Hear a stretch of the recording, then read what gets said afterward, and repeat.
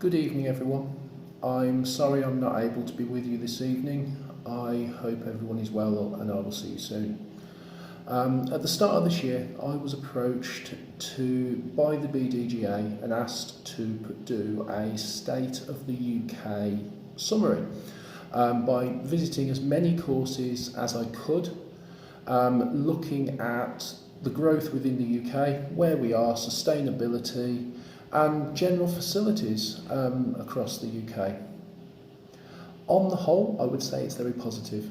There's been an influx of courses this year. We're up to 70 permanent courses across the UK, of which I have visited 40 altogether now. I will say not all this year, but I have now visited 40 over the point of the last 18 months. It's been very positive. I've been around, I've seen a lot of courses, I've met a lot of people, and there's been a lot of positive things said about disc golf, about the growth of the UK, about the growth of competitions within the UK, and also the development of the equipment, both with the UK now producing its own discs. The fact that the baskets, when they're on courses, they look brilliant, they stand out.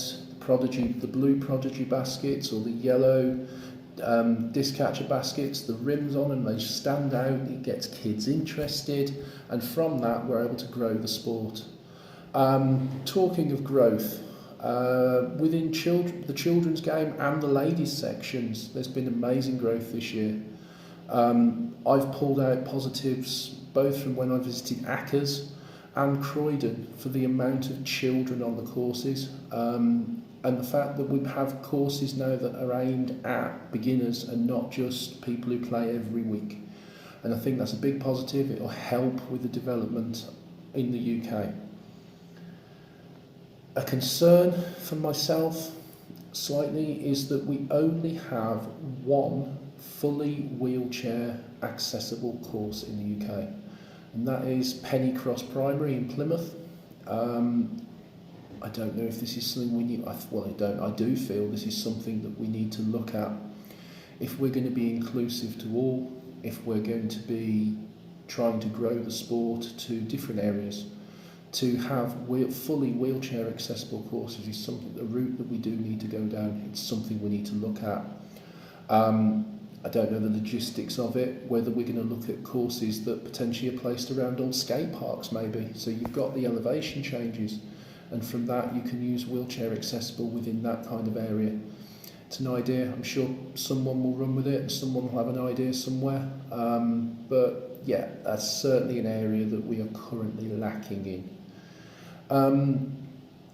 Something I've found as we've gone around the UK is that there is a negativity.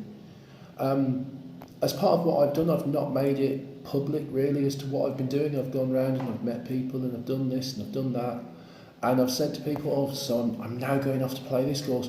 Oh, don't play there, no, that's rubbish, at which point replace rubbish with whatever word you wish.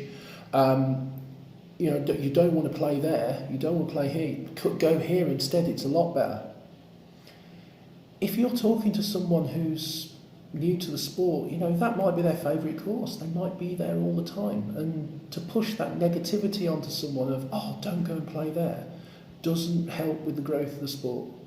So I would call for people, if you're in a local area, you might not like a course, but at the same time, try and develop it. A good example is UWE French Hay down in Bristol. It's only a 7-hole course, but it's a course that's underused, and with a bit of development could be turned into a lovely facility.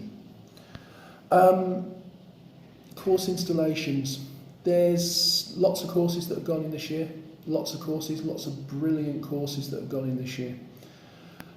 And, you know, it's courses for everyone to enjoy. They're across the country. There's some in Northern Ireland, there's Wales, England. They've all had installations this year.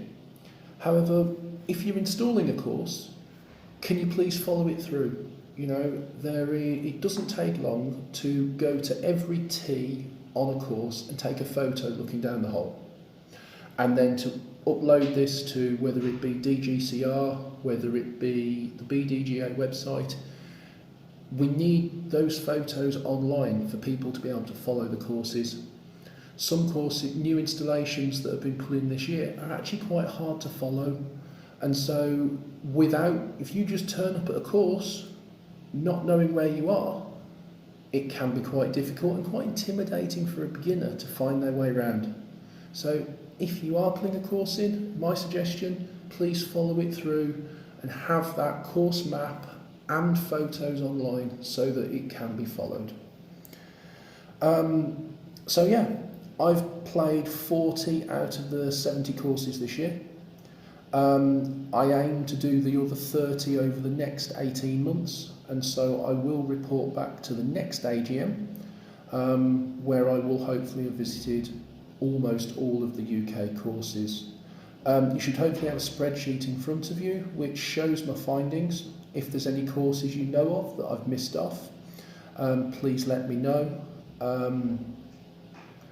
With this, be aware that the only courses on that sheet currently are permanent courses. There are no temporary courses listed. That will be done on a separate sheet in coming time. So all the courses in Nottingham and places like that, they're not included currently. Okay, I hope that that's been helpful to people. I hope it's given a few ideas, and maybe there may be a few discussion points in there as well. Hopefully I will be present at the next AGM and so able to answer any questions anyone has. Right, bye for now.